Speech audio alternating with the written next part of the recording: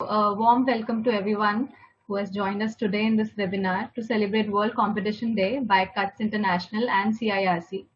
First and foremost, we hope that everyone is staying healthy and safe.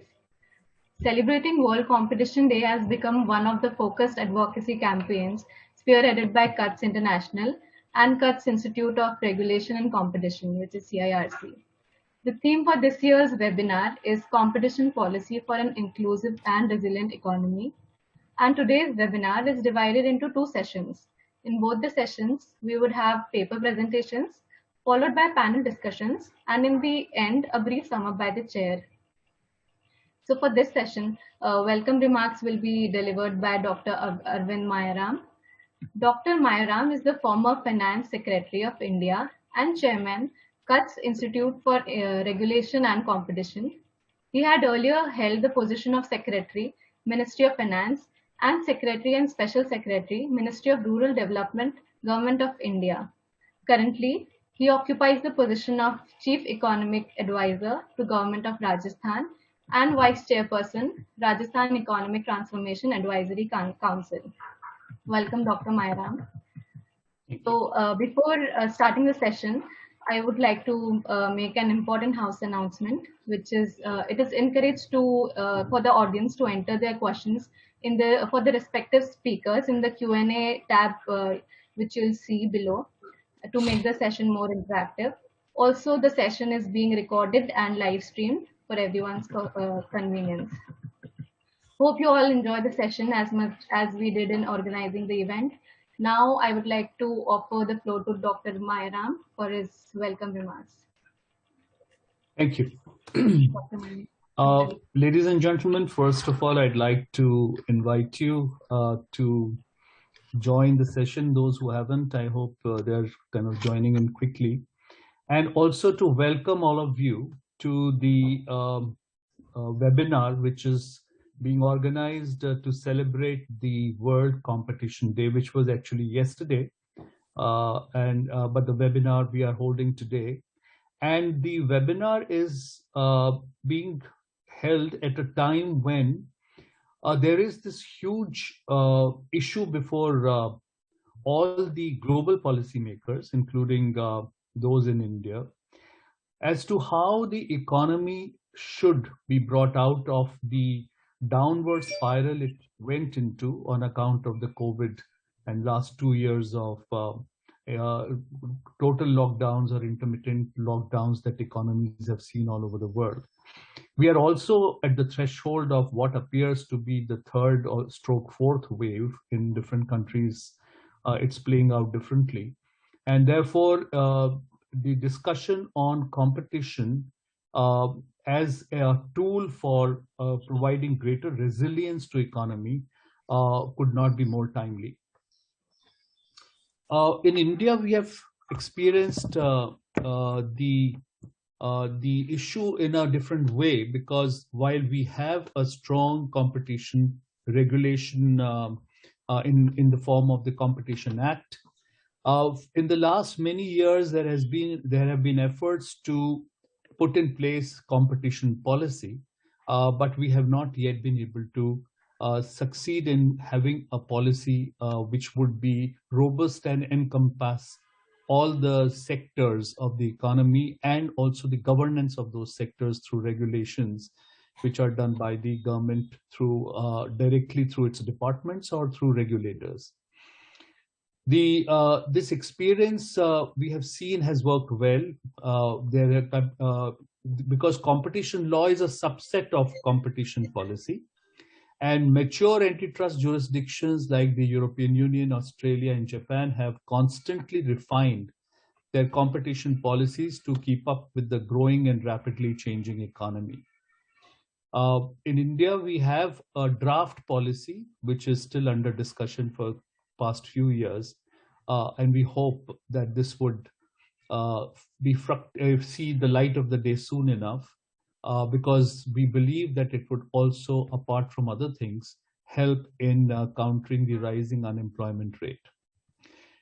Implementation of an all-inclusive competition policy is even more significant now for the revival of the economies, reeling under the pandemic-induced recession. In India, the government's focus is on medium, small, and micro enterprises for a multitude of reasons. And as an average decline of 46% in 2020 and 11% in 2021 was observed in the volume of business conducted by MSMEs. The annual report of the Ministry of MSMEs has also recognized limited access to market, technology, finance, and talent as major roadblocks in the growth of MSMEs in the country. While the central and the state governments have launched several schemes to recharge the sector, competition policy is required to aid their efforts. When entry barriers are lowered, MSMEs would be able to easily enter the concentrated markets and innovate, thereby boosting competitive rivalry. Less concentrated markets also ensure inclusive growth. So, in the light of these facts, and I think this experience would be in some form or the other across all the emerging market developing economies, I would not come in between the panelists and the audience any further. And I would like to request Shri Dhanendra Kumar, who is going to chair the session 1. Mr. Kumar is the former chairman, Competition Commission of India, and former executive director for India at the World Bank. He has served as secretary in the Ministry of Defense, Ministry of Road Transport and Highways, and Ministry of Culture. He is also the founder of the chairman of Competition Advisory Services and the chairman of the Competition Advisory Services India, LLP. Shri Dhanendra Kumar, may I please request you to chair the session? Thank you. Thank you, Mr. Arvind Mayaram. Let me at the outset first thank CIRC and Mr. Pradeep Mehta for giving me this opportunity of being once again with you on the World Competition Day. And I must admire them for taking this cause so steadfastly that every year this is celebrated here, and we have kept the flag hoisted all this time throughout. I must also mention here that we are singularly fortunate in India that we have been able to conduct a vaccination of almost 50% of all eligible people in the country. India, which is like a continent, 138 crore people, we have conducted both vaccinations for 50% of the population, which would be immensely helpful for economic recovery. Total vaccinations have so far reached about 128 crores out of 138, and we are on way to achieving 100% vaccination pretty soon. Competition policy, as Mr. Mayaram mentioned, the draft competition policy is on the website of the Ministry of Corporate Affairs, and I was privileged to chair this committee at that time. And Mr. Pradeep Mehta was a very, very prominent member, and there were a number of other distinguished members also. And we hope that someday it will see the light of the day. Already a number of proposals in some form or the other have been accepted or implemented, although the policy per se has not seen the light of the day as such. As a result of this post-pandemic recovery, which has been mainly responsible for the economic growth that we have witnessed so far, we also have to make sure that the growing market power and concentration is kept under check through the forces of competition law and policy, when there could be some entrenched economic power concentration, which could result in distortion in competition. Competition, the biggest outcome of competition is to create level playing field for all the economic actors, economic democracy, which gives equal opportunity to all the players, all the actors in the market. And one of the distinct features we have witnessed that this year, from 1st January onwards, there have been 41 unicorns in India which have come up, startups which have attained the status of valuation of $1 billion plus. And this is more than half of the total number of unicorns in India so far, which are about 70. 41 have come up during these last 10-11 months. We have a distinguished panel of speakers today and distinguished discussants. And if I may briefly introduce them, we have Dr. Beena Saraswati, Assistant Professor, Institute of Studies for Industrial Development, New Delhi. We have Mr. Jason Afrosky. Pardon my wrong pronunciation in case I am not able to catch the pronunciation correctly. And he is principal economist of Competition Commission in South Africa. We have Ms. Inonge Mulozi. She is the Senior Research Analyst, Zambia. And we have Mr. David Ongolo, former Chairman of the Competition Authority of Kenya. And above all, we have Dr. Chakravarti, who has been a distinguished member of earlier when the act was being formulated, and then the Raghavan committee took over and did the entire act and so on. So with this kind of distinguished panel, we hope that we shall be able to discuss all the aspects of this very interesting subject, competition policy for an inclusive and resilient economy. In fact, when I was reading through some of the literature on this subject, I was reminded of what President Biden mentioned while signing the executive order on the 9th July this year of the paper on competition law. It exactly covered all the points that we discussed, that in a free market economy, competition law and competition policy is extremely important. Without this, it could mean exploitation of the consumers. So we really need this inclusive and resilient competition policy for inclusivity and resilience in the economy. So with these words, I'd like to invite the panel members today and look forward to their paper. So the first paper, if I may call upon Dr. Beena Saraswati to kindly come for her paper. She is the Assistant Professor of Institute of Studies in Industrial Development. She also served as a researcher at the Indian Council for Research on International Economic Relations, ICRIA, a very prominent think tank.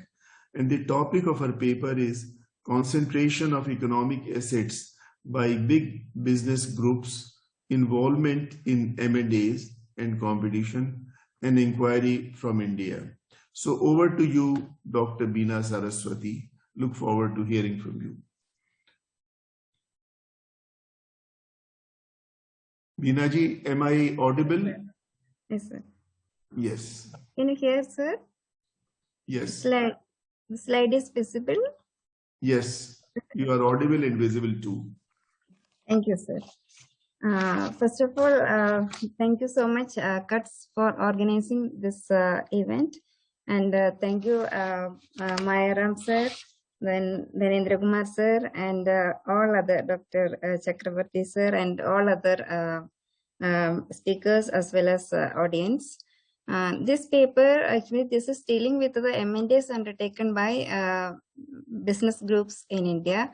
The basic idea of this research, actually, I got from I was working with the Competition Commission of India as an economic expert, and from there I got a basic idea of this paper, and then our own previous research also. But we have seen that many like there has been a lot of M&As undertaken by the business groups. So that's why I try to understand this phenomena, and especially to understand how far these groups are going for this kind of M&A strategies. So for today's presentation, I'll be very briefly, I will be dealing with the context of the study, major observations, and the conclusions, and some policy insights.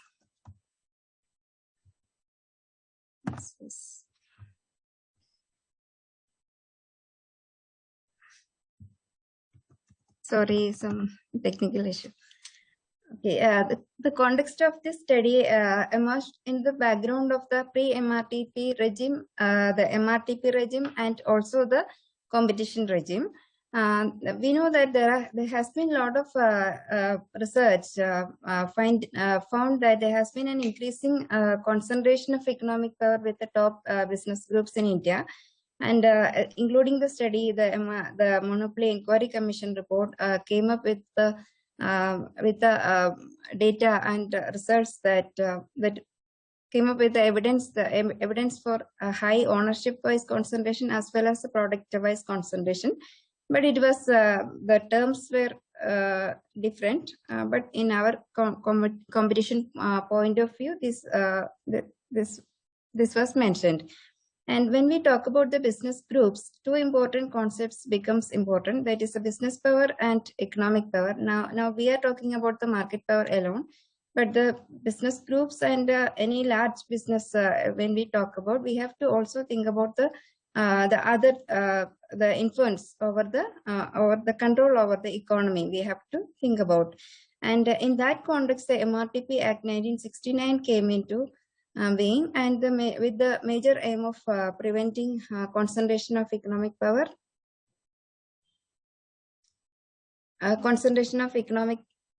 and then controlling monopolies, MTPs, RTPs, and UTPs, as the respected audience will be knowing all these things.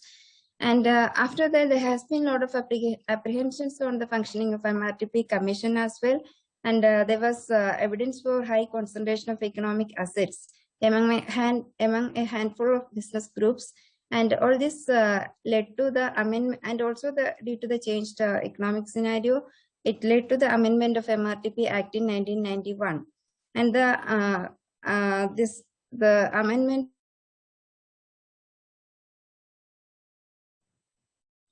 You lost your voice.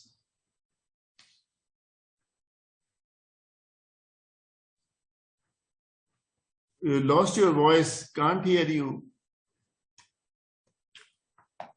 Hello? Yes. Am I audible?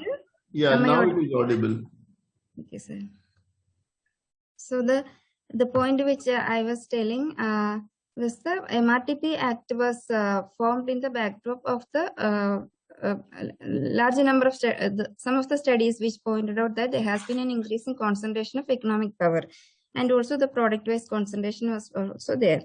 And later the amendment came, and now again the new Competition Act came, and our regulatory focus now shifted from economic concentration or controlling monopolies to promoting competition, and the rule of reason approach is followed, and all these things are known. And now what the ownership of firm is not a big concern in the assessment. That is what we are pointing out. And the M&As undertaken by business groups might be leading to aggregate concentration, which may not be revealed in narrowly defined product markets. Competition regulation is, this is not the case within India alone. There has been studies in other countries as well, which pointed out that the competition regulation is primarily focused on the economic efficiency and not addressing the social fairness aspects comprehensively. Though the economic power is the heart of antitrust, the competition assessment is based on the narrowly defined markets and quantifiable evidence in general, and generally ignore the political ramifications and social harms caused by the economic power. And these are some of the internationally it is defined. And if we come to the other side of the story, we can see that the net worth of the top business groups in Indian GDP is around, just only approximately, it is 14-15%. And there has been a declining share of bottom 50, declining share of income of the bottom 50% of the population, whereas that of the top 1 and top 10% of the population are increasing. And these are the inequality, they're showing the increasing inequality. And now I was telling about the negative aspects. Now, when we think it from a different perspective, we can also see that there has been M&As can be a good opportunity for business groups as well, because business groups also, they are also facing a lot of issues in the especially to compete and create a globally competitive domestic manufacturing sector. So M&As can be strategically used as well as to build more competitiveness. So in this context, the aim of our study is basically two. One is to understand to what extent the M&As are undertaken by the Indian business groups and what is the structure of these deals. And secondly, the competition assessment with the ownership characteristics. First, I will briefly mention the findings of the study, as the organizers asked to give the findings only. When we discuss the M&As undertaken by the business group, we have to also say that the synergy creation in the case of business groups may be much more than that of the M&As undertaken by the standalone firms. Why it is occurring? Because M&As, because the business group consists of a multiple array of units, a large number of affiliated units, and with a large number of conglomerate products as well. So they can synergize these operations through backward and forward linkages. And business group affiliation along with the M&As makes it easy to withstand competition from other firms as well. And for this study, what we have done is we have collected data on business group, and it is to be mentioned that the data on business group and M&As are really problematic. And now what we have done, we have taken the top business group as revealed by the Provost database of CMI, and that we applied with the venture intelligence database of M&As for the time period January 2004 to 2019 July. And we got information for 43 business group from venture intelligence database. And what we have seen is that 43 business groups and their affiliated companies are appearing in 1,083 transactions. And out of these, 352 transactions are minority deals or sales of various assets. And the rest, 731 transactions can be counted as majority acquisitions. And the findings are these: the top business groups are also top in consolidation activities. Tata, Reliance, and Mahindra made 34% of all these transactions. And Tata consolidated in 23 sectors, Birla in 22, Reliance in 16, and Mahindra in 14. IT and IT-enabled service consist of 18% of the all transactions. And this is followed by automobiles, basic metals, etc.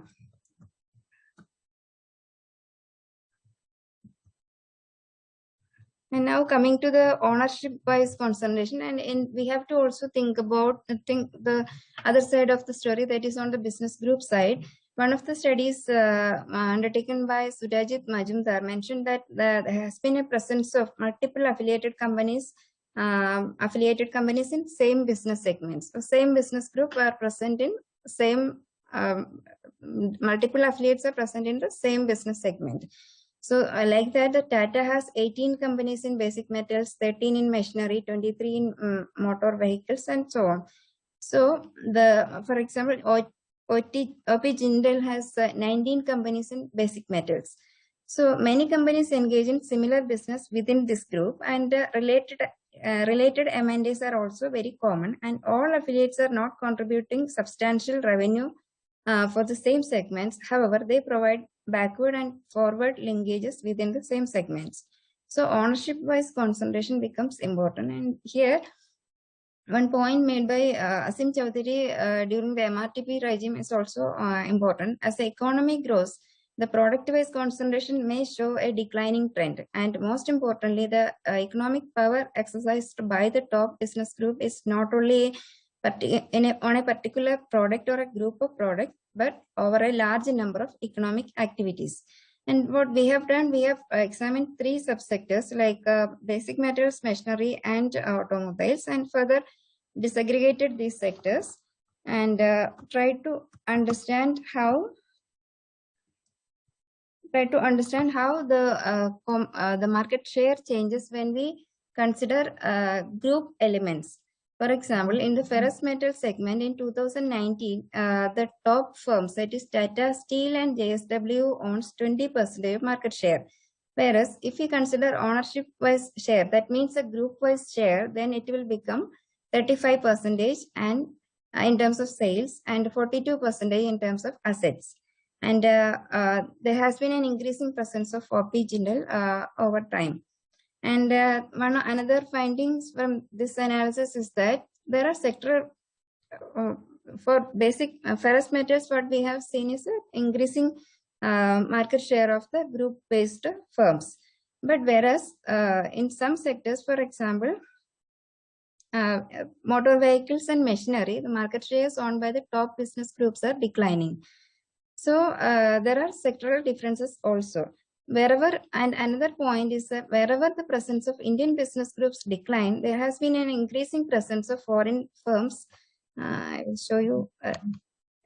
It can be seen from the figures. The first two of motor vehicles and the automobiles, parts and accessories.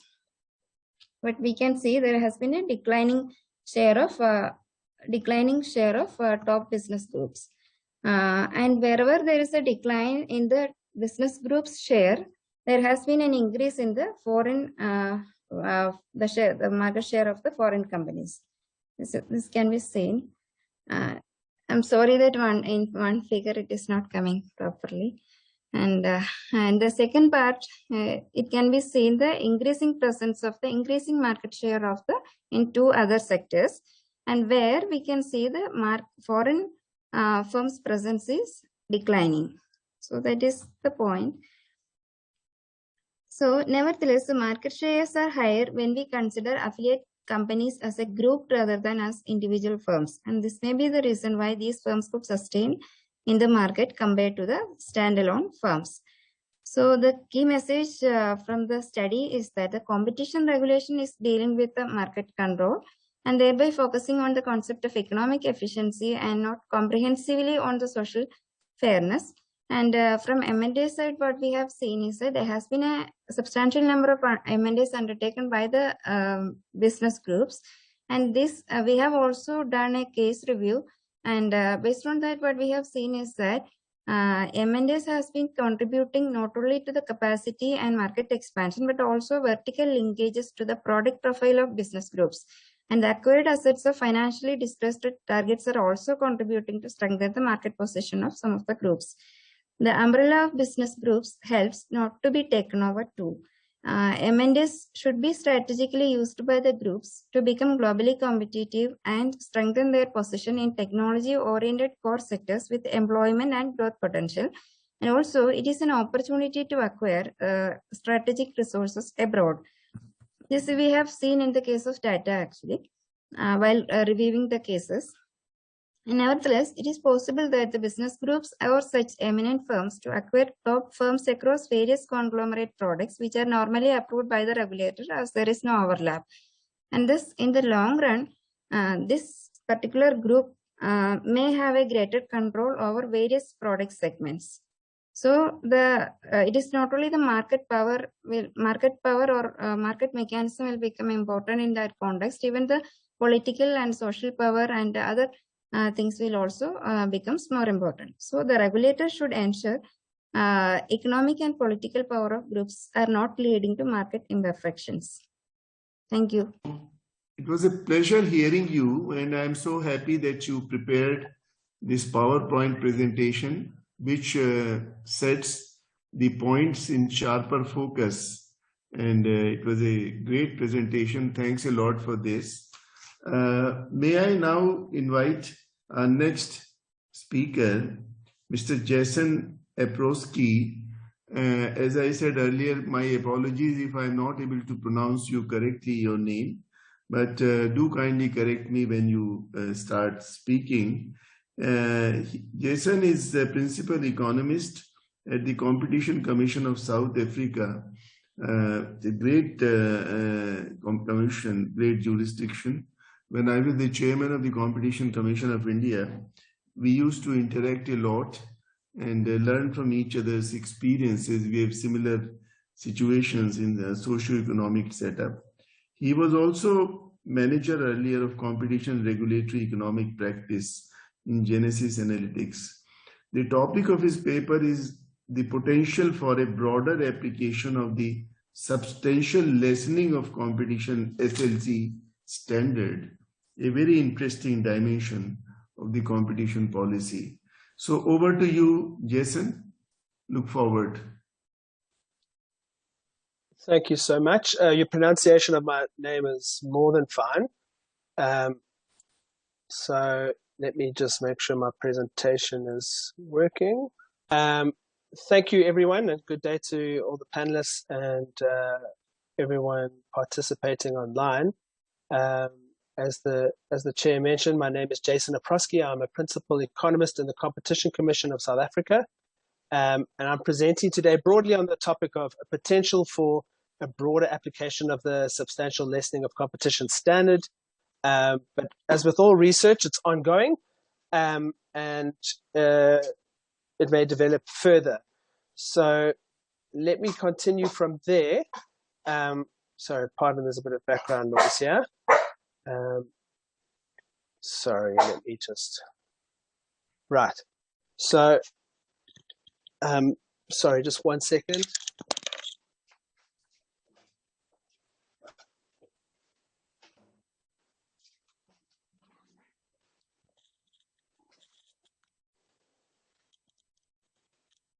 Sorry, the challenges of COVID-19 and working off-site. So maybe just to start with, as we all know, a very common term in especially merger assessment is the substantial lessening of competition. It's really something which you find it's quite ubiquitous across different jurisdictions and merger provisions in particular. And there's similar phrasings in different jurisdictions. So for India, I understand it's the appreciable adverse effect on competition. Appreciable and substantial, probably broadly comparable in terms of how you might think about them. There are also similar phrasings in other provisions of competition legislation. So in abuse, I know in South Africa, we assess the anti-competitive effect of a conduct, but broadly, the challenges and phrasings are quite similar across different jurisdictions.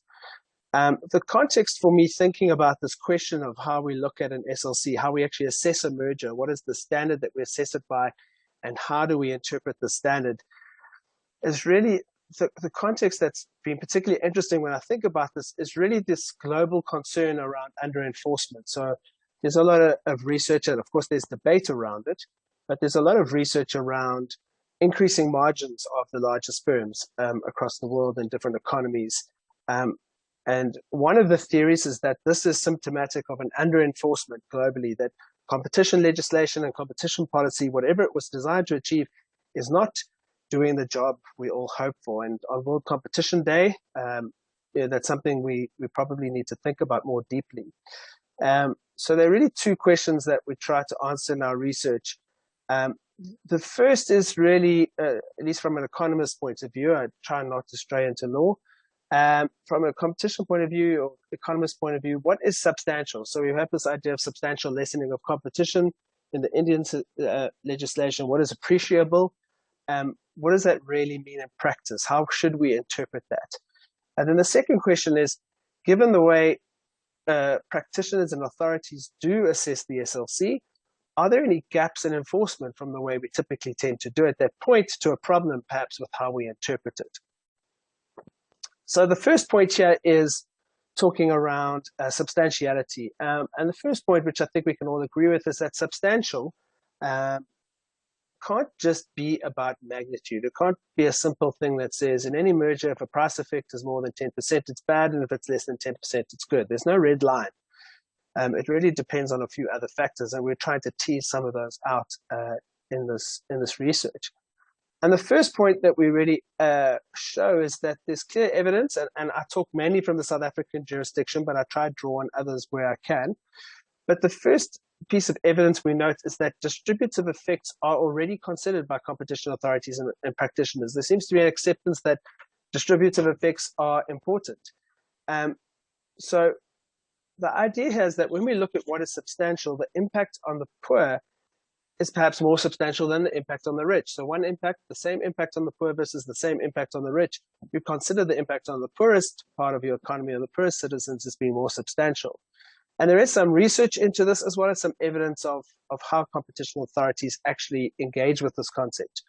So the first is the University of East Anglia in England. They've got a research program that's dedicated to looking at the relationship between competition and inequality.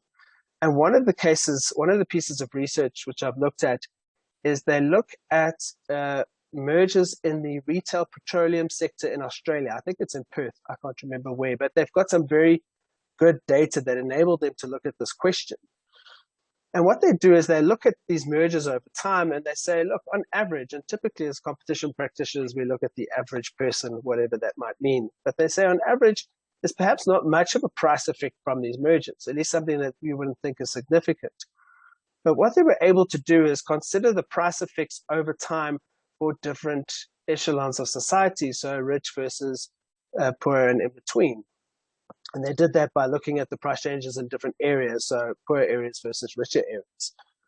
And what they found is that price impacts were much more pronounced or significant or clear for poorer consumers versus richer consumers. So you look at the average, you think these mergers haven't done too much. But if you look at poorer consumers, you suddenly start to think maybe there is an SLC here, maybe there is a substantial effect on competition. Jason, may I interrupt? Your slides are not moving, I think. They're not moving.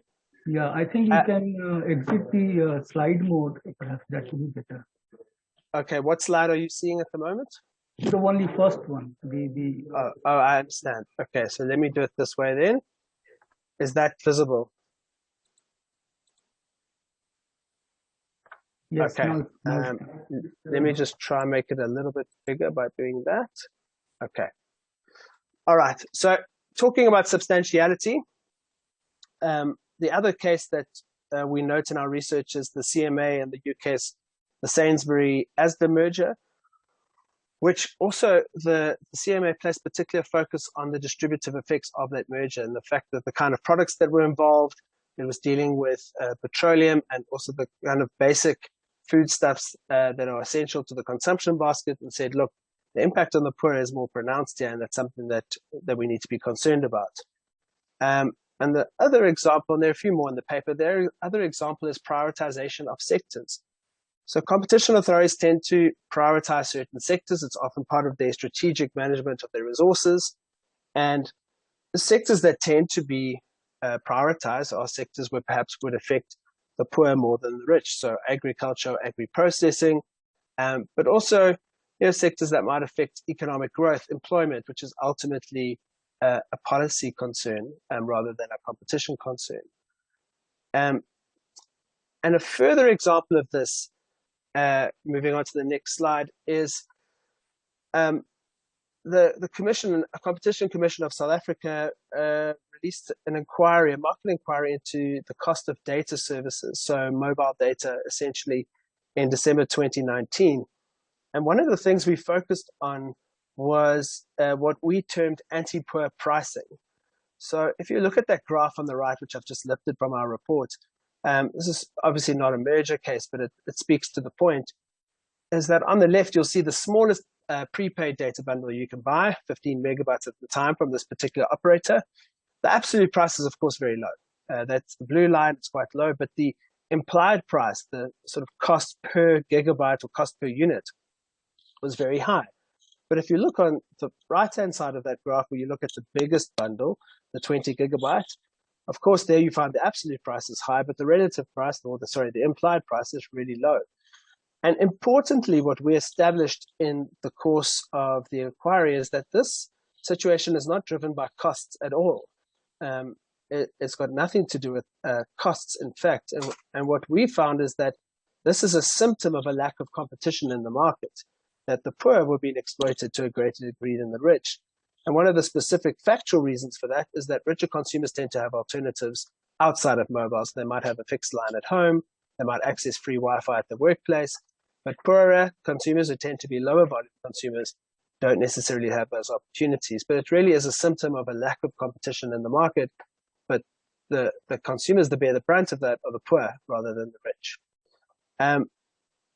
And so there's evidence in the way we've done our work, there's evidence internationally, as I pointed out a few examples, that we do give greater weight as practitioners or competition authorities. We do give a greater weight to effects on the poor.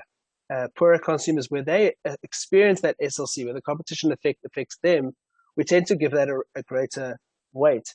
And the reason for that, ultimately, I mean, there's a moralistic element to it, but the reason for that, ultimately, it's driven by policy, that governments have policies of greater equality, uplifting the poorer consumers, making sure that poorer consumers aren't exploited. It's a policy position that is fairly ubiquitous, and people don't tend to have an issue with that. And so what this suggests, and we talk a bit more about it in the paper and some later slides, is that when we think about substantiality, we don't just think about magnitude, and we don't just think about what's written explicitly in our legislation. We also think about policy objectives and policy decisions that sit behind that legislation. At least that's our interpretation of it. And the next slide, and we deal with the next important point, and there's been some really interesting legislative developments here in South Africa. We talk about the gap in enforcement from the SLC. What we believe there is potentially quite a large gap that's created by the way we tend to look at an SLC or impact on competition. And this, where there's a dichotomy here between, or potential dichotomy, which perhaps shouldn't be there, between the effect of the transaction versus the effect of competition in a merger. So routinely we find that courts and practitioners appear to accept that effects that result from so I'm just struggling with the presentation mode. We find that effects that result from a decrease in competition, so a change in market share or something like that, those are the kind of effects practitioners consider or authorities consider. But where there's a pricing effect or something like that that doesn't come from a change in competition, so you might have a merger where someone's not in the market, merely substitutes an existing player, we tend not to think about that as an SLC because it hasn't resulted from a change in competition. And the kind of argument in South Africa where we have a specific public interest provision in our legislation is that these other effects can be captured under public interest or somewhere else. And what we've seen is, at least what we believe, is that there is a gap here in this approach that allows a lot of harm to consumer welfare that we should probably be concerned about. So in South Africa, there's a gap between, at least we believe there's a gap between this application of the SLC and the public interest provisions, which capture things like impact on employment or historically disadvantaged individuals or a particular sector. But in particular, in countries which don't have public interest provisions, we really have to think about this gap, that what is appreciable? Is it just an impact from competition, or could other effects from competition, from the substitute of a new competitor from an old one, actually affects consumer welfare, and whether we need to be more concerned about that, and whether that could be part of the reason we're seeing these increased margins internationally in many countries. So speaking to the harm from the transaction, there's two cases or pieces of research I quickly want to talk to, and there's a bit more in the paper. But the first is the dialysis case in the United States, or the dialysis market in the United States, and the reference to the author is there. It's a really interesting paper. But what it shows in the States is that there were these large dialysis chains, so dialysis facilities, and they went through a period of years were buying out all the small independent players. So there was a huge increase in concentration. It was quite a fragmented market, but it became very concentrated over a number of years. And what these authors do, they got access to some great data, which is always useful. And And what they showed is that these new large chains coming in, they had a massive impact on cost and quality in the market. So patients were paying more they were having more drugs prescribed to them. They were waiting longer for kidney transplants. There was less staff being placed in these cases. And effectively, the quality of care and the quality of care came down, the cost of care went up. Now, the interesting thing is you see this and you think this must be because of concentration. But what they found is that these effects were the same in markets where the dialysis facility held a monopoly, so a little local market or town, versus when there were a number of dialysis facilities. And so what their hypothesis, or their conclusion at least, is that the new large chains acquiring the independent dialysis facilities were effectively imposing or impressing their strategy and approach onto those existing firms. And this was resulting in these consequences. And so our view on this is, you might say that this is not a competition effect in a sense, because they said it's regardless of whether it's a competing firm or a firm that's in its own little local market, what you do find is that the acquiring firm is perhaps more willing to exploit the existing market power that was there. The independents were often a little bit more socially orientated NGO type businesses. The acquiring firms perhaps a bit more profit driven, and they were more willing to exploit the market power that firm possessed. And so therefore you could say that this is a consequence of competition, even if it's just a consequence from the transaction of a firm that's more willing to exploit consumers than another firm. The second case I just want to quickly talk about is really a very interesting case, and there's been some big case precedent developments just in the last month or two, and that's the Mediclinic Matlosana merger in South Africa. Mediclinic is one of our largest hospital groups. Matlosana was a very small group of 2 or 3 hospitals, and Mediclinic was purchasing these hospitals which were in a particular area. Now, interestingly, in this case, it was common cause that pricing effects would result from the merger. So our competition tribunal prohibited the merger for a variety of reasons, but there was common cause that there would be pricing impacts here because Mediclinic charges higher prices for the healthcare that it provides. But the appeal court, the competition appeal court in South Africa, actually reversed the decision, because the appeal court claimed that, or found that there was no increase in market power in this transaction. So these hospitals didn't really compete with each other. There was no increase in market power, therefore no change in competition, and therefore they could not prohibit the merger. On further appeal, it went to the Constitutional Court of South Africa, the highest court in the land, and the Constitutional Court reversed the appeal court decision. As it happens, they ruled that a pricing change, which is common cause between the parties, was clear evidence of an SLC. So their view was an SLC is typically associated with a price change. That's what it looks like. And the prohibition of the tribunal was in line both with the objectives of the Act and the objectives of the Constitution, being a healthcare market. And so we don't yet know how much this will impact our competition framework. But the suggestion from this Constitutional Court decision is that they say, look, the Competition Act doesn't speak about an increase in market power. It just says an SLC resulting from the merger. And so if you were to follow this decision, it could mean very much the concern that I had when I started writing this paper before this decision came out, that says we do have to be concerned about harm from the transaction. Who is buying that firm does matter, even if there's no change in market share or concentration, which I'm sure you agree is a very interesting result. So the last issue we looked at before I conclude was the importance of context. So when we think of substantiality, or what an appreciable adverse effect is, or whatever jurisdiction, what words you might use, we do think first about magnitude. As much as I said, it's not about magnitude only. So we think about how much of a price increase might matter. And then what we found here is that context is important, and this is accepted. So the cases I just want to quickly touch on here are actually price gouging cases rather than merger cases in South Africa. So with the onset of COVID-19 and lockdowns that came with it, we found in many jurisdictions, there was a big onset of excessive pricing, price gouging conduct on masks and sanitizer and these kind of products, various PPE products. And what happened in the Babelegi case is that, which was where Babelechi was a small firm that was found guilty of price gouging or excessive pricing conduct, and it was affirmed in the appeal courts. The court emphasized the nature of the conduct in terms of excessive pricing in the context of a health crisis. So it said these price increases are huge, but moreover, it's price increases in the context of a health crisis, a global health crisis.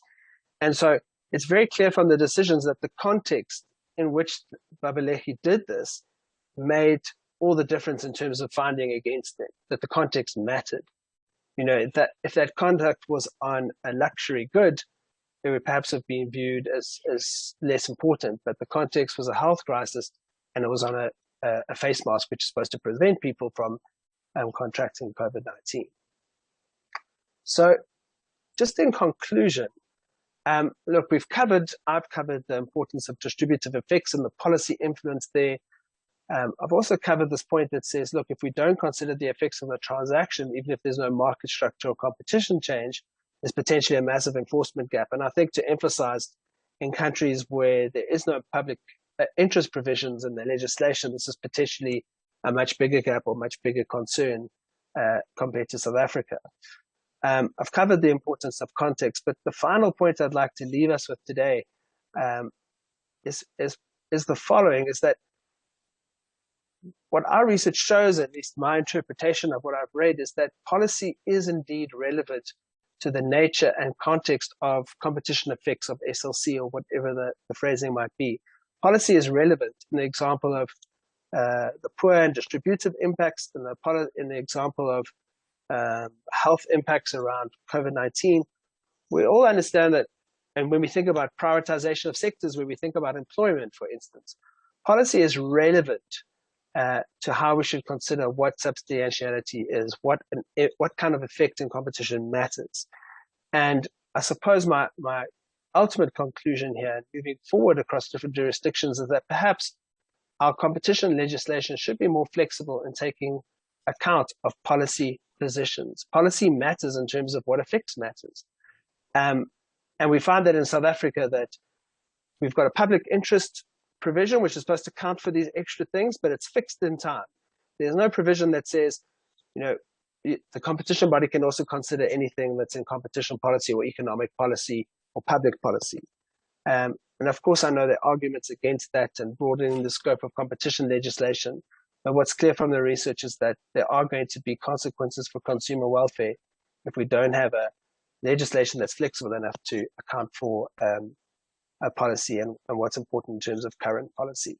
And that really concludes my presentation. If I can even get to the following slide. And thanks very much for allowing me the opportunity to present today. Thank you. Thank you very much, Jason. It was very interesting to hear your presentation. Particularly, I was impressed by the observation that there is a sharper focus on the impact on poor in the assessment on competition, the effect of the competition. So that special focus on poor is something which was very striking in your scheme of things. Thanks for your presentation. Thank you. Before I invite the next speaker, I'd like to make just one observation that we are running behind schedule. It's almost 15 minutes behind schedule. So in case it's possible, we could possibly shorten the presentations now. We have a paper by Ms. Inongi Mulozi, and then there are two discussants, David Onglo and Mr. Chakravarti, so three, and we have half an hour. So if I may suggest, if each one can take about 10 minutes instead of 15 minutes, we could possibly catch up by the time 5 p.m. that we are supposed to end. So thanks a lot again. So over to you, Ms. Inonge Mulozi.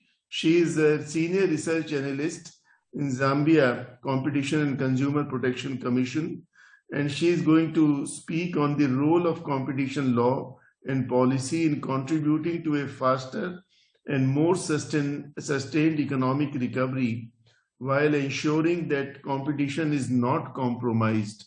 A very interesting topic. So over to you, Inonge. Could you start speaking now? Thanks a lot. All right. Thank you so much. Good afternoon to you all. I'm not sure if I'm able to be assisted by beaming my slides. I think I'd ask Sharma to do that for me.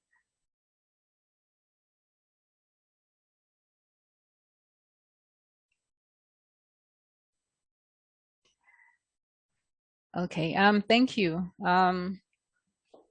My presentation is going to highlight some of the problems that were identified in the paper. I will also look at the findings and competition advocacy agenda that was proposed. Specifically, my presentation will look at how the COVID pandemic disrupted industries in Zambia, its effects, how government responded to the COVID pandemic crisis, how competition law was applied during the pandemic crisis, the interventions, and then I will conclude. As you already know, we're already aware that the COVID-19 pandemic was declared a global pandemic in the year 2020, and the nature and spread of it caused massive disruptions to the normal flow and operations of the global economy and society at large. So the prevalence of the pandemic caused states and governments across the world to order for the restriction of trade, global logistics, travel, and operations of essential businesses and other establishments in a bid to contain the spread to the pandemic. Of course, several countries across the globe, including Zambia, we resorted to full or partial lockdowns and severe restrictions, of course, to flatten the curve of the infections. A lot of businesses were not able to carry out their business operations. Of course, this resulted in knock-on effects on revenue, profits, and consumer substitutes. And we cannot hear that many economic sectors ranging from tourism, health, finance, manufacturing, provisions of fast-moving consumer goods, and agriculture, among others, were negatively affected by the pandemic. So in terms of the effects of the pandemic on the Zambian economy, of course, it had a crippling effect on the economy, and of course, it resulted in international borders being closed down, flights being grounded, and some economic sectors also being forced to close temporarily. Further, the prevalence of the pandemic also resulted in massive disruptions in the production, supply, and distribution of goods and services demands for consumer goods, resulting in the following: supply chain disruptions that resulted in shortages of essential goods and services, workforce disruptions, reducing cash flows of both individual and businesses, weak consumer demand for non-essential goods, general price increase of commodities, including old stock. And then in terms of our response to the pandemic, from the onset of the pandemic, we should note that in response to the crisis, our government introduced measures to contain the pandemic. Of course, these were health focused, and they were meant, of course, to slow down the spread of the pandemic. And of course, some of the measures which were introduced foreclosed some of the sectors in the economy. Some of these closures of places were places of entertainment nature, such as nightclubs, taverns, bars, restaurants, among others. So canceled or limited attendance to social events such as weddings, funerals were among the activities that were affected. Government also instituted border restrictions, and as we know, these were the places where we had our trucks carrying essential goods coming into the country. So the government also provided incentives for players in some economic sectors, of course, just to cushion some of these disruptions. So government also made a call encouraging the hard-hit industries in the sectors to collaborate with the potential to create fertile ground for their sectors to improve. However, this resulted into cartel conduct. So despite the call for a cooperation, some of the things that we're seeing were cartel conduct. In terms of competition response, which of course we use as a tool to stimulate and sustain growth, in Zambia, the Competition and Consumer Protection Law was not suspended during the advent of the pandemic. So the Commission continued ensuring the promotion of competitive markets and protecting consumers against unfair trading practices. The Commission also offered public guidance regarding competition and consumer protection matters during the pandemic. Regardless, still, government interventions, of course, had been well-intentioned, but some of the measures put in place unfortunately resulted in competition concerns. So some of the examples I will give here were concerns that were observed, which were, of course, closure of certain types of businesses, like I'd mentioned earlier, but due to their crowd pooling nature without mandating the relevant authorities to issue appropriate licenses to enable them to compete with those operating on a different model. For example, like the supermarkets that, of course, were selling alcohol. This effectively meant that they were being closed in one segment of the relevant market rather than them competing. So despite some of these incentives that were being made available to all the eligible enterprises, only a few enterprises received the incentives and of course preferential treatment.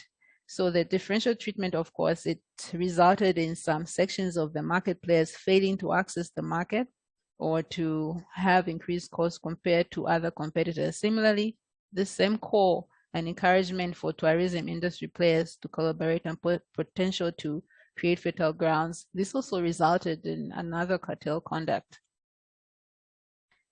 So in terms of competition advocacy agenda, and of course the way forward, we noted that the brutal economic crisis experienced with each crisis provided valuable lessons on the space that competition law and policy occupy based on the various government responses. Therefore, it is a time to rethink if and now and how the role of competition law and policy should be redefined based on goals, achievements, and failures in time of deep economic crisis like one triggered by the COVID-19 pandemic. And of course, the vigorous promotion of competition in future may not be as central an economic preoccupation as it was during the first 2 decades of the 21st century. To the extent that it is still useful, there is need to rethink about the trade-offs between static efficiencies, reallocation of resources through industrial policies, dynamic efficiencies, and economic resilience. At the very least of it, governments such as ours, of course, will have to take a longer and more dynamic view of the process of competition than they have in the past and adopt their reasoning with respect to state aid, crisis, cartels, or measures to circumstances of disequilibrium caused by an exogenous shock to the economic system itself. So just to mention that, of course, the flexibility needed in times of economic crisis is for both the issue of public support to companies experiencing temporary liquidity problems, as well as the mechanisms for reinforced cooperation between economic actors, including competitors. And in times of economic disruptions, an adequate competition policy as well as its efficient enforcement is key to strike a fair balance between the need to allow certain flexibility to operators engaged in economic stability and recovery. And this is the end of my presentation. I've tried to really shorten it. Thank you.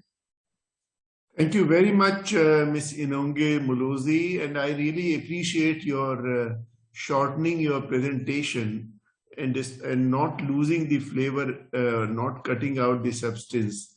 In fact, your last slide, way forward, I was very deeply impressed by your first 2 bullets that during pandemic and after the pandemic, the competition policy must be influenced and oriented towards achieving the outcomes, and that should be kept in view. That was That was very interesting. Just a minute. Yes. I'm sorry I didn't sort of put on my video, switched on. So it was very interesting to see what you said. So with these words, we have come to the end of the papers, and we can come to the discussion part. And if you agree, I could possibly invite the first discussant, and we have with us Mr. David Ongolo, former chairman, Competition Authority of Kenya, who is presently independent non-executive director at Standard Chartered Bank.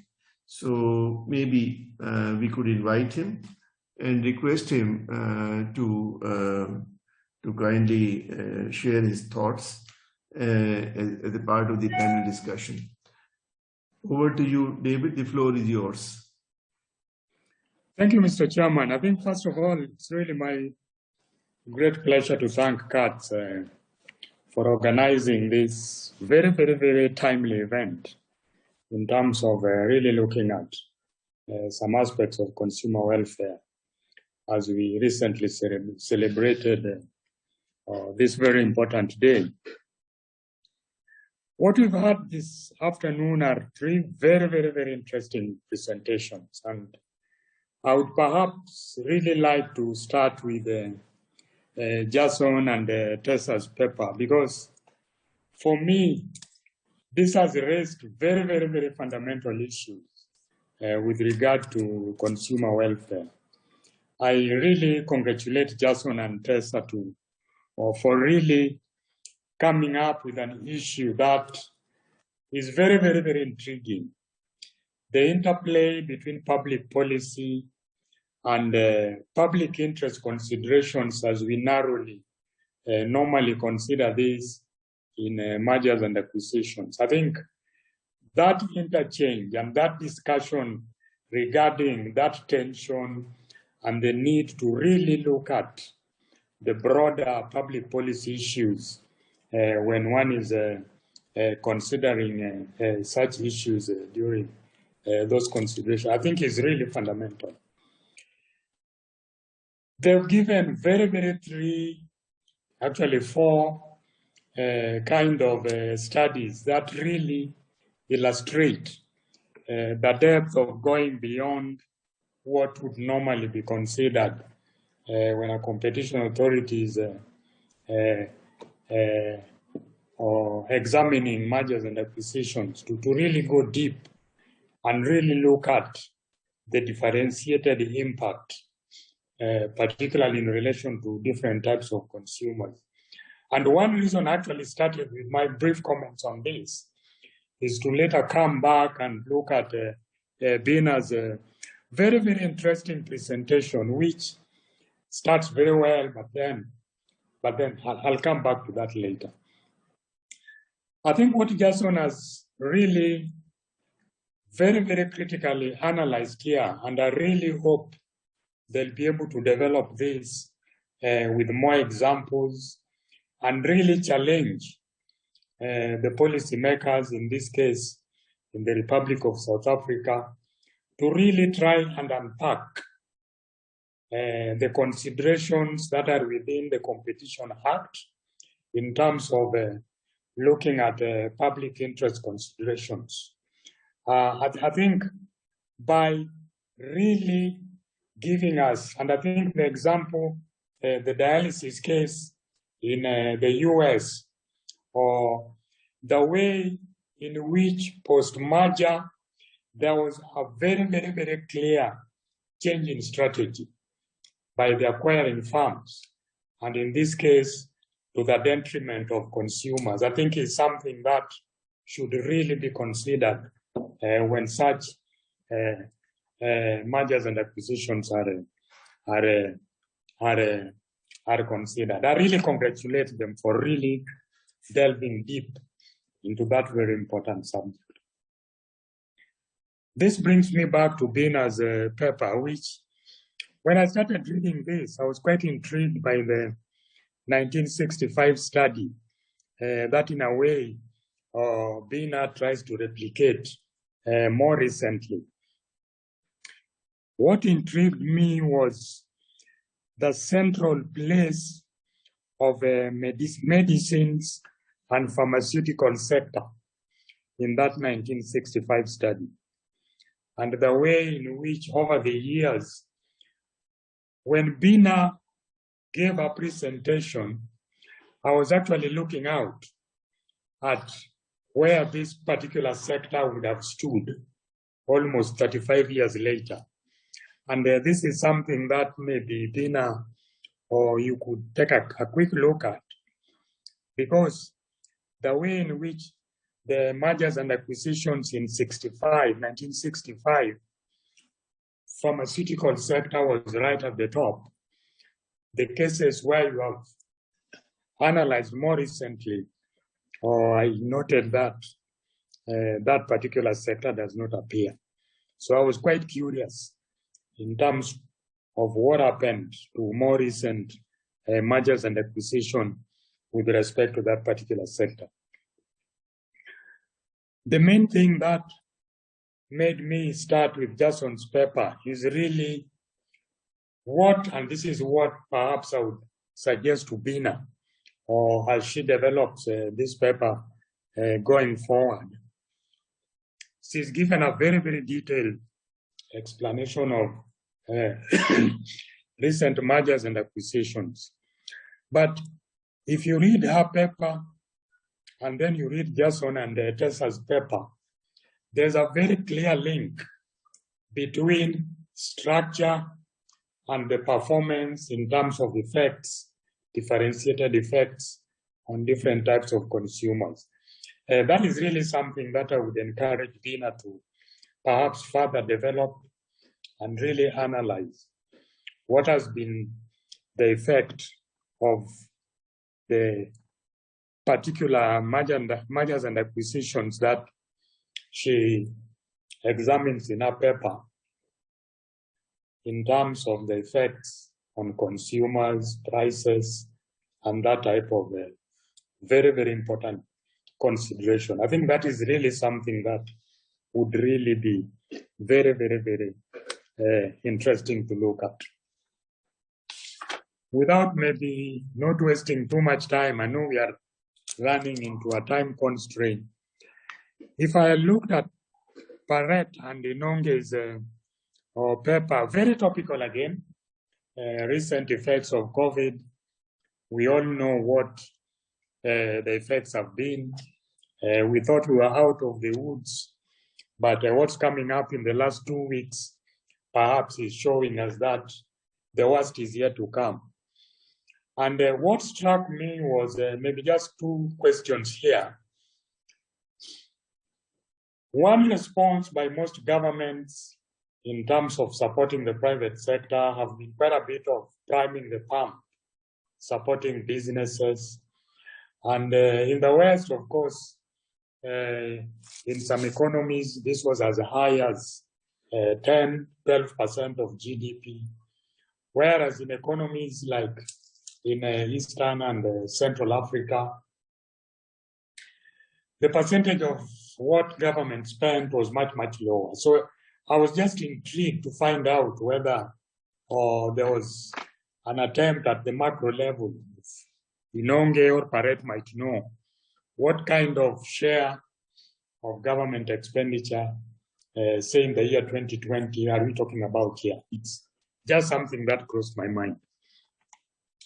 The other thing that I found quite interesting was the kind of anti-competitive effects that resulted. And I think she gives the example of the tourism sector. I would have really wanted to get a bit more details on that.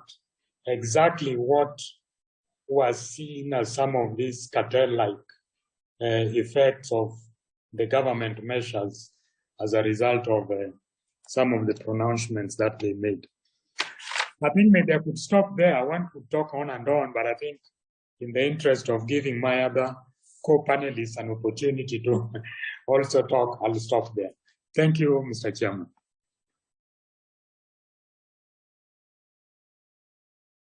Much. Thank you very much, Mr. David Ongolo, and it's a pleasure hearing you.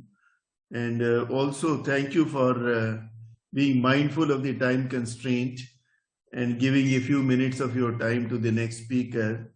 So let me, with these words, invite Dr. Chakravarti to share his thoughts. Dr. Chakravarti has been a member of the MRTP Commission and was associated in the initial stages of the drafting of the Indian competition law. He was also formerly Special Chief Secretary in the government of Andhra Pradesh, a very distinguished senior civil servant. So over to you, Dr. Chakravarti. Like to hear your thoughts on the papers presented. Good afternoon to the chair, Dayendra Kumar, Mr. Anand Arvind Mayaram, panelists and viewers. I feel privileged to be invited to play the role of a panelist discussant. The subject has a wide sweep and, if I may say so, is complicated. To foster competition and embed competition culture in the market are by no means an easy task. Our three eminent speakers have all done an excellent job of flagging issues germane to the theme of the webinar. We have all heard them for more than half an hour on this memorable World Competition Day. As decided by Divyesh and Akshay, senior academics of CUTS International, with whom I had discussions, they wanted me to map out the roles of competition policy and competition law. Axiomatically, they are different and need to be distinguished. They are connected, however, in the sense that competition policy is an overarching set of which competition law is a subset. We need to remember that this connection is the underlying veneer or current which should guide policies of the state, both legislative and executive. Competition policy is essentially to create a framework of policies and regulations that would inform the myriad state policies to facilitate competitive outcomes in the market. Thus, it's a critical component of the overall economic policy of the state. In designing it, promotion of efficiency, maximization of consumer social welfare have been reckoned as core objectives. Promoting the creation of business environment which improves static and dynamic efficiencies should be a priority, as that will lead to efficient resource allocation and good governance. While competition policy subsumes governmental measures, policies and legislation, competition law, its subset, should be crafted to serve the basic goals of building a competitive market economy. An appropriate competition policy should include policies that enhance competition in the market, while competition law should be a specific statute with a predefined mandate to adjudicate on violations of the law. Thus, competition law would be a regulatory instrument to check the prevalence of anti-competitive practices, while the overarching competition policy would be a proactive and positive effort to build a competition culture in the economy. In order to strengthen the force of competition in the market, both competition law and competition policy are required. In fact, they complement each other. Competition law is, in particular, will seek to prohibit and penalize anti-competitive practices, thus addressing market failures. Joseph Stiglitz famously said, "A strong competition policy is not a luxury to be enjoyed by the rich countries, but a real necessity for those striving to create democratic market economies." Competition policy cannot stand alone. It is supposed to be a lodestar for formulating the various policies of the state, such as fiscal policy, trade policy, industrial policy, investment policy, labor policy, consumer policy, environmental policy, and most important, IPR policy. In stating this, let me emphasize the point that competition policy should not be seen as sector-centric policy, but a guiding framework for various sector policies. Competition policy therefore needs to be crafted that it lists the broad principles which should be embedded in the policy of the state for various sectors. Some of the principles that could be incorporated are: one, effective prevention of anti-competitive conduct by enterprises and firms. This principle is implemented through competition law, for which India has the Competition Act 2002. Anti-competitive agreements and combinations are prohibited, which have an appreciable adverse effect on competition. Likewise, it prohibits abuse of dominance by enterprises. The regulator CCI is mandated to enforce competition law. Second principle, fair market process. Market regulation procedures should be rule-bound, transparent, fair, and non-discriminatory. Public interest also is cited as a necessary principle in the fair market process. But the fly in the ointment is that public interest is often abused or misused concept in the suit certain interests. Third, competitive neutrality. Policy of the state should establish a level playing field where government businesses compete with private sector and vice versa. Fourth, fair pricing and inclusionary behavior. This applies generally to public utilities and particularly those with monopolistic character. This principle is essentially for the welfare of consumers. The fifth and last one, third-party access to essential facilities. This principle is required will require dominant infrastructure owners to grant access to third parties facilities like electricity, communications, gas pipelines, railway tracks, ports, and the like on agreed terms and conditions aligned with competition principles. There are some of the cardinal principles that some competition policy incorporate. But let me also make it very clear that these principles should not be allowed to become rigid as to prevent formulation of sector policies where some deviation needs to be allowed in public interest under strong economic reasons. Let me outline very quickly 4 or 5 of them. One, the desirable objective should be well defined. If there is a deviation, it should be decided in a transparent and rule-bound manner. It should be non-discriminatory between public and private enterprises and even between domestic and overseas enterprises. The deviation should have the least anti-competitive effect. 5, the deviation should not be a rule, but an exception with accountability. In other words, there should be an inbuilt sunset clause to ensure that it's invoked till it's absolutely necessary. I would not like to go into the Indian Competition Act because of want of time. I was only mentioning there are 4 pillars on which competition Act stands. 1, anti-competitive agreements. 2, abuse of dominance. 3, regulation of combinations. And 4, advocacy. Now, I don't want to go into those things except to say that in the previous paradigm in the MRTP Act, dominance was bad, size was bad, monopoly was bad. In the new paradigm in the Competition Act, dominance is fine, but abuse of dominance is bad. Size is fine, but abuse of size is bad. Monopoly is fine, but abuse of monopoly is bad. Thus, the new Competition Act of 2002 takes into consideration the new paradigm. One may ask a question, if the canvas I have described here, I have listed the principles, is too large to craft a competition policy. Yes, I agree. It's a large canvas and it's also complex, but one should not shy away from giving it a shape, but attempt a workable paradigm of competition policy. Kutz has done remarkable work in this area of competition policy. Led by Sri Pradeep Mehta, Kutz has created a niche and a fountainhead for the concept of competition from which have flowered research papers, academic treatises, and what have you.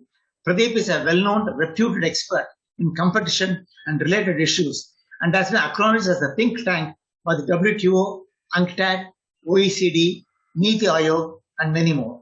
He has been persistently canvassing adoption of competition policy to inform policy decisions of the state, both legislative and executive. The competition policy has yet to be adopted and enforced because of some reservations and opposition by some of the ministries and departments of government. It is here that advocacy measures outlined in the Competition Act need to be pressed into service. Even though there are headwinds to overcome, I am not pessimistic but optimistic that not before long a sound competition policy will be in place to guide our country and the state to formulate policies both legislative and executive. Let me conclude by a quote attributed to Amit Kalantari, who observed that seeing the mud around the lotus is pessimism. Seeing a lotus in the mud is optimism. I thank Kutz International and CRC for inviting me to be a panelist in this webinar. Thank you. my greetings and good wishes to all of you on this World Competition Day. Thank you. Thank you, Dr. Chakrabarti, for a very comprehensive discussion. I particularly liked your last quote when you mentioned something about the lotus and the mud. So almost the same as the glass being half full or half empty. So very, very nice discussion comments which you made. Now we have reached the end of the time given to us, 5 p.m. But before I wrap up, for 1 minute, in case there is anything which any of the speakers who have made presentation would like to add in response to any comment made by the discussants. If nothing, we'll just wrap up. Anything which anybody wishes to add? Thank you so much. I think we have come to the end. It was a very interesting, very useful, very comprehensive discussion. Both the papers, I mean, the 3 papers and both the discussions were very nice. It couldn't have come at a more timely, more relevant time, in the sense that we are meeting at a time when we are just coming out of the pandemic, and we have to really review the shape and the contours of our competition policy and competition law, in so much as how can it affect the economy, particularly the poor, which was very rightly commented upon. So we have to be mindful of the fact that during the pandemic, because of the distance and because of the various factors, the digitalization was the main instrument of technology which steered the economy, whether e-commerce or whether in medical consultation or education and so on. So digitalization became the main platform. This also gave rise to a number of features wherein, as it was commented upon, sometimes the poor became poorer and the rich became richer. But this was not the fault of digitalization, which is a great instrument, great platform. And it has opened a huge array of possibilities, artificial intelligence and machine, Internet of Things and so on. But those technologies have benefited some people more than the others. So we have to see how best we can make sure that that this era we are in a position to use the instruments of competition law and policy in a manner which gives a more equitable, more sustained and more inclusive and resilient economic outcomes. So with these words, I would like to once again congratulate CUTS and the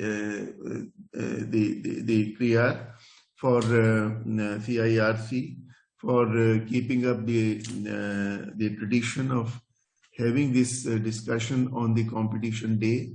Convey my greetings to them, the entire team of CUTS and CIRC, and thank you all the speakers, all the discussants, all the panelists who have taken the trouble of participating, and above all the participants. I think we have been 43, 44 participants all through for the patient listening. So over to you, Manavat, for your subsequent proceeding. Thank you so much. Thank you, Dr. Kumar. Also, thank you so much to all the panelists as well as the presenters. So now we'll take a break for 15 minutes, after which we'll start with our session 2. Hope to see you all after 15 minutes.